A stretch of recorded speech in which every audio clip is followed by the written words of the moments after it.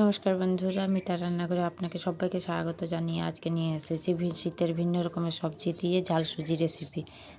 বিভিন্ন রকমের সবজি দিয়ে ঝাল সুজি রেসিপি বানানোর জন্য আমি সব রকমের সবজি কেটে নিয়েছি। এখানে 3 রকমের ফুলকপি আছে, 3টে কালারের, এবং একটা ছোট আলু আছে কুচি করে কেটে নিয়েছি, এবং গাজর কেটে নিয়েছি, একটা মটরশুঁটি ছাড়িয়ে নিয়েছি।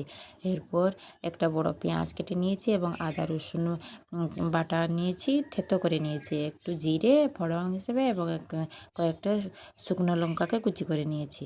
কড়াইতে সাদা তেল দিয়ে দিয়েছি এবং 1 বাটি সুজি ভেজে নেব সুন্দর করে। এখানে সুজিটা ঘি দিয়েও ভাজা যায়, কিন্তু আমাদের বাড়িতে কেউ ঘি খায় না তেমন, তার জন্য আমি সাদা তেল দিয়েই সুজিটাকে ভেজে নিচ্ছি। খুব সুন্দরভাবে লাল লাল করে ভেজে নেব এখন সুজিটাকে।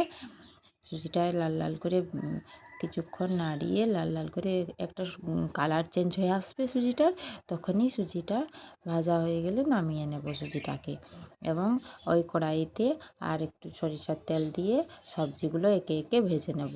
আশা করি ভিডিওটি শুরু থেকে শেষ পর্যন্ত দেখবেন, এবং আমার চ্যানেলে নতুন হয়ে থাকলে চ্যানেলটিকে সাবস্ক্রাইব করে পাশে থাকবেন, এবং ভিডিওটি যদি ভালো লাগে একটু লাইক করে শেয়ার করে দেবেন।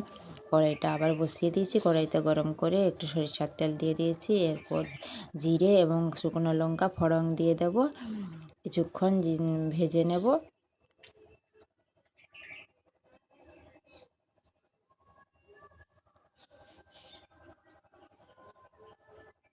এরপর এর মধ্যে পেঁয়াজ কুচিগুলো ভালো করে ছাড়িয়ে নেব, একটু মেশ করে নেব, তারপর পেঁয়াজ কুচিগুলো লাল লাল করে ভেজে নেব।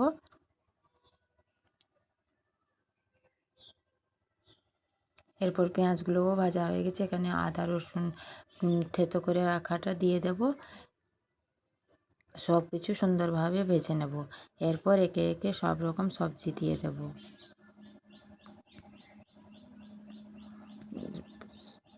ফুলকপিগুলো দিয়ে দিচ্ছি, সব কিছু সবজি আস্তে আস্তে ওই তেলে ভালোভাবে ভেজে নেব।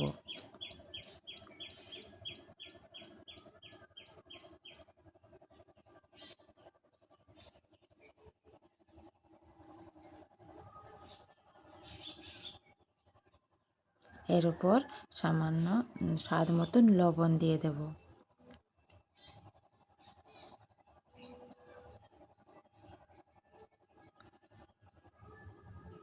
একটু হলুদ গুঁড়ো দিয়ে দেব ওপর থেকে।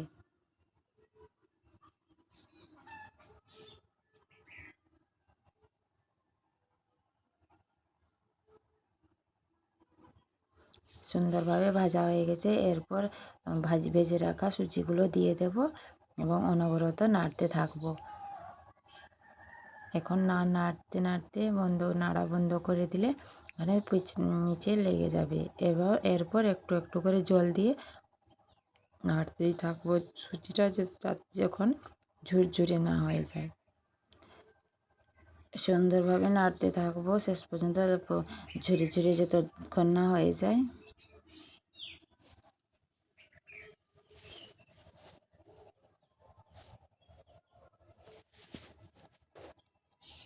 যে সুজিটা ঝুরঝুরে হয়ে এসেছে, এখন উপর থেকে সামান্য চিনি দিয়ে দিলাম, এরপর আর একটু নাড়িয়ে এখানে নামিয়ে নেব।